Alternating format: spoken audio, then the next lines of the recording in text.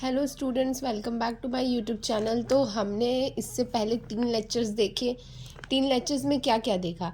Temperature dependent और temperature independent concentration terms देखे।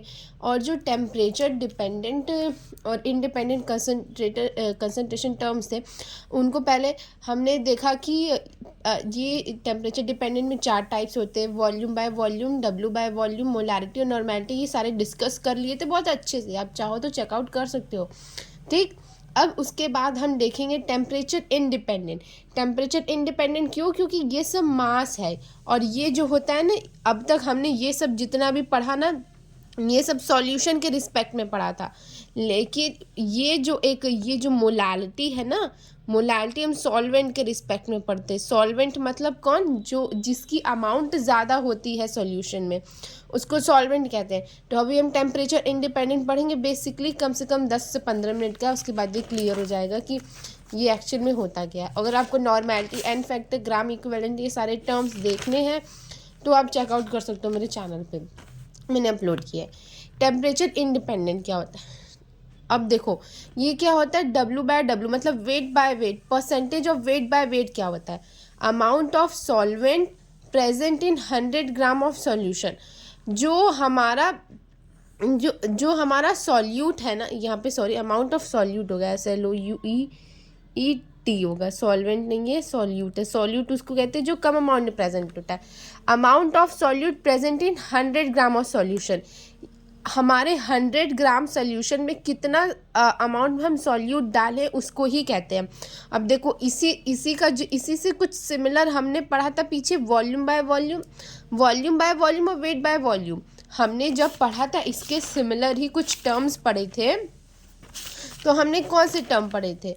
हमने पढ़ा था ये वॉल्यूम बाय वॉल्यूम और weight by volume. Volume by volume क्या था कि वॉल्यूम बाय वॉल्यूम था कि 100 ml में कितना अमाउंट ऑफ सॉल्यूट प्रेजेंट है लीटर में, ठीक है ना, मतलब लिक्विड फेज में। इसका मतलब क्या था कि 100 ml सॉल्यूशन में कितना अमाउंट ऑफ सॉल्यूट प्रेजेंट है लिक्विड फॉर्म में, ये था। और इसके बाद ये था W बाय वी था 100 ml ऑफ सॉल्यूशन में कितना ग्राम सॉल्यूट प्रेजेंट है, यही था ना, यही सब चीज़ें थी। आई होप आपने देखी होगी, नहीं देखी तो आप देखना जाके, बहुत अच्छे से मैंने डिस्क्राइब किया है। तो यही होता है कि W बाय डब्ल्यू क्या होता है? Amount of solute present in 100 gram of solution. अगर हमें कुछ ऐसा टर्म दिया है ना क्वेश्चन में कि 20% of W by W aqueous NaOH solution, इसका मतलब ये होता है कि 20 ग्राम सॉल्यूट NaOH जो है वो प्रेजेंट है 100 ग्राम ऑफ सॉल्यूशन में। क्योंकि NaOH यहाँ पे सॉल्यूट है कम अमाउंट में और ज़्यादा अमाउंट में हमारा जो सॉल्यूशन होगा वो, ठीक है। अब और देखो मोल फ्रैक्शन क्या होता है? मोल फ्रैक्शन ऑफ सॉल्यूट मतलब ये ना, हम क्या कहते हैं, एक सॉल्यूशन है मान लो, उसमें सॉल्यूट है और सॉल्वेंट है। सॉल्यूट क्या होता है कि NB होता है और सॉल्वेंट क्या होता है, वो Na होता है। अब देखो ये ना एक मैथमेटिकली टर्म है, इसको मोल फ्रैक्शन कहते हैं। अगर हमें निकालना है कि B का कितना मोल फ्रैक्शन या कितना अमाउंट है मोल फ्रैक्शन के टर्म में, तो टोटल नंबर ऑफ मोल्स है सॉल्यूट का और पूरा जो सॉल्यूशन का मोल है, सॉल्यूशन का पूरा टोटल मोल क्या होगा, सॉल्यूट प्लस सॉल्वेंट, ये होगा। तो ये हमारा निकल गया।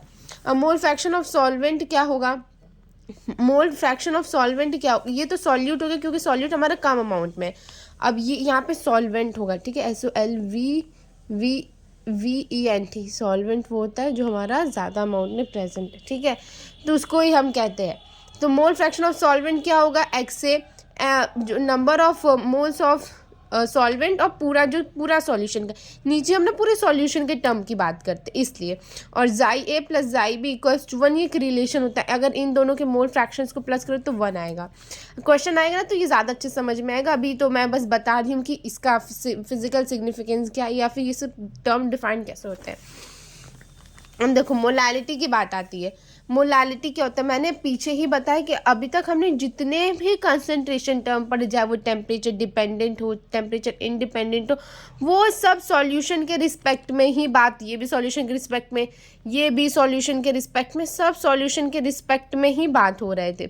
लेकिन ये एक जो मोलालिटी टर्म है, यही एक ऐसा है जो सॉल्वेंट के रिस्पेक्ट में, सॉल्वेंट मतलब जो हमारे सॉल्यूशन में लार्ज अमाउंट में प्रेजेंट है, वो उसके रिस्पेक्ट में बात करता है। इसीलिए अब जैसे हमें लिखा है, और इसको ना स्मॉल एम से डिनोट करते हैं, और मोलारिटी को कैपिटल एम से, ठीक है। तो ये स्मॉल एम है। अगर हमें क्वेश्चन में दिया है 2 मोलर ऑफ NaOH, तो इस 2 मोलालिटी ऑफ NaOH, तो इसका क्या मतलब है, 2 मोल ऑफ NaOH प्रेजेंट है 1 kg सॉल्वेंट में। मान लो हमारे पास ना हमने एक सॉल्यूशन बनाया जिसमें 1 kg हमारा सॉल्वेंट, मतलब ज़्यादा अमाउंट में जो है वो 1 kg है, और कम अमाउंट में हमारा जो है वो सॉल्यूट है वो कितना है, वो 2 मोल है। इसका मतलब यही होता है, ठीक है। और हम मोलालिटी को हम मैथमेटिकली टर्म में कैसे डिफाइन करते हैं, नंबर ऑफ सॉल्यूट, मतलब कितना जो मोल है सॉल्यूट का वो कितना प्रेजेंट है हमारा 1 kg सॉल्यूशन में, तो वही है वेट ऑफ सॉल्वेंट kg। अगर हमारा ग्राम में है तो हम 1000 से मल्टीप्लाई कर देंगे ऊपर।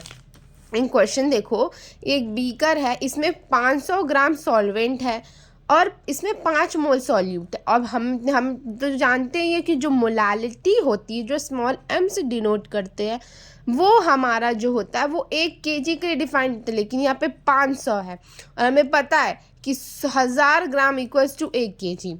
तो अगर हम यूनिटरी मेथड लगाए, एक सिंपल मैथमेटिक का एक बेसिक कॉन्सेप्ट लगाएं, तो 500 ग्राम सॉल्वेंट है तो 5 मोल है। अगर हमें 1 ग्राम के लिए निकालना है तो 500, और हमें 1000 के लिए निकालना है तो इंटू कर देंगे, मतलब 10 मोलालिटी, ठीक है। सिंपल सा बात। अगर ऐसे भी समझ सकते हो कि अगर 500 लोगों के पास 5 चीज़ें हैं तो 1000 लोग के पास उसका डबल हो जाएगा, तो वही डबल हुआ है, ठीक है। अब और देखो, अब ये ना एक और है पार्ट्स पर मिलियन। तो पार्ट्स पर मिलियन ना मतलब बहुत ज़्यादा छोटी अमाउंट होती है, इसी को डिफाइन करने के लिए पार्ट्स पर मिलियन है, ठीक है। ये 10⁶ होता है। पार्ट्स पर million solute present in 1 million parts of solution, आप ऐसे डिफाइन कर सकते हो। पार्ट्स पर मिलियन है पार्ट्स ऑफ सॉल्यूट और पार्ट्स ऑफ सॉल्यूशन इंटू 10⁶। और ये क्या होता है, सॉल्यूट की वैल्यू बहुत बहुत बहुत कम है एज़ कम्पेयर टू सॉल्यूशन। मतलब सॉल्यूशन में ना बहुत पार्ट पर मिलियंस, मतलब एक दो तुमको मिल जाएगा वो सॉल्यूट, इतना कम होता है। मतलब 1 ppm अमाउंट जो होता है, 1 ppm अमाउंट लिक्विड में 1 × 10⁻⁻⁶, मतलब पार्ट्स पर मिलियन बहुत छोटी चीज़ों के लिए होता है कि ये डिफाइंड होता है parts of solute present in 1 million parts of solution. मतलब अगर हमें 1 मिलियन सॉल्यूशन है, 1 मिलियन उसके अंदर पार्ट्स है, तो उसका बस एक छोटा सा पार्ट, इसलिए 10⁻⁶ लिखा है, क्योंकि 1 ppm का मतलब ही होता है 1 × 10⁻⁻⁶। तो -6 करके कट जाएगा, तो हम ppm में बता देंगे 1 ppm है, 2 ppm, तो ये होता है, ठीक है। अब एक है intern conversion of concentration terms, कि मतलब मोलालिटी को नॉर्मेलिटी में कैसे बदले, नॉर्मेलिटी को इसमें कैसे बदले, इसको इसमें कैसे बदले। तो ये सारी चीज़ें आ जाती हैं कि हमें कभी कभी मोलालिटी दे देगा तो हमें नॉर्मेलिटी पूछेगा, नॉर्मेलिटी दे दिया रहेगा तो हमें मोलालिटी, मोल फ्रैक्शन कुछ भी पूछ सकता है। तो ये जो होगा ना, इससे रिलेटेड क्वेश्चन मैं कल करवाऊंगी, आज तो होली है तो सब लोग बिजी होंगे। लेकिन कंसंट्रेशन टर्म्स में बता देती हूँ कि एक टेम्परेचर डिपेंडेंट होता है जो कि वॉल्यूम होता है। तो ऑब्वियसली बात है, वॉल्यूम हमेशा टेम्परेचर पे वैरी करेगा। आप तेज़ कर देते हो गैस तो पानी जल्दी जल्दी बॉयल होता है, अगर बंद कर देते हो तो पानी बॉयल नहीं होता, मतलब इवापोरेट नहीं होता वो। तो बेसिकली यही होता है। तो टेम्परेचर डिपेंडेंट और ये टेम्परेचर इंडिपेंडेंट। ये मास होता है तो वैसी बात है, टेम्परेचर डिपेंड नहीं करेगा। लेकिन अब जान जाओ, अगर हमें टेम्परेचर डिपेंडेंट टर्म्स से टेम्परेचर इंडिपेंडेंट टर्म्स में आना है तो हमें डेंसिटी ज़रूर दी होगी। डेंसिटी के बिना तो हम नहीं कर सकते, क्योंकि हम जानते हैं ना ये एक relation density upon mass upon volume. तो अगर हमें डेंसिटी दी रही तो हम मास को, ये जो मास इसको वॉल्यूम है, वॉल्यूम इसको मास में कन्वर्ट कर सकते हैं, ठीक है। ये होता है। तो ये आप अभी बेसिक सा छोटा सा है, आप इसे समझ लेना, ठीक है। अब एक क्वेश्चन होगा ये कि एक मैजिक बॉक्स से मैं बताऊंगी कि कैसे हम डिफरेंट टाइप के सारे क्वेश्चंस जो होते हैं इसको सॉल्व कर सकते हैं। मोलैरिटी, नॉर्मेलिटी कुछ भी दिया हो, हमें एक छोटी सी टर्म दी रही हो तो हम सब कुछ सॉल्व कर सकते हैं। फिर ये जो है कॉन्सेप्ट ऑफ डाइल्यूशन बहुत इंपॉर्टेंट, जो कि मैं बताऊंगी आगे कि कॉन्सेप्ट ऑफ डाइल्यूशन क्या होता है। फिर मिक्सिंग ऑफ डाइल्यूशन क्या होता है, डाइल्यूशन ऑफ सॉल्यूशन और mixing of solution both are different thing. उसके बाद हेनरीज लॉ आएगा, डाल्टन्स लॉ आएगा, ये सारी चीज़ें होंगी। अभी इसको बंद करते हैं। तो I hope it like it, like share subscribe, bye.